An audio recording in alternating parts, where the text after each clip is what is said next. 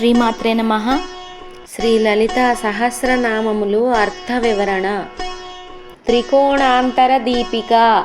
శ్రీచక్రములో త్రికోణం మధ్యలో కేంద్ర బిందువు వద్ద వెలుగులు విరజిమ్ముతూ ఉండేది.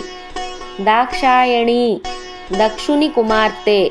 దైత్యహంత్రి భండాసుర మహిషాసురాది దైత్యులను సంహరించునది. దక్ష యజ్ఞ వినాశిని దక్షుని యజ్ఞాన్ని నాశనం చేసినది. దరాందోళిత దీర్ఘాక్షి కొంచెము చంచలముగా ఉన్న విశాల నేత్రములు గలది, అనగా ఆకర్ణాంత. దరహాసోజ్వలన్ముఖి చిరుదరహాసము చేత ప్రకాశించే ముఖము గలది.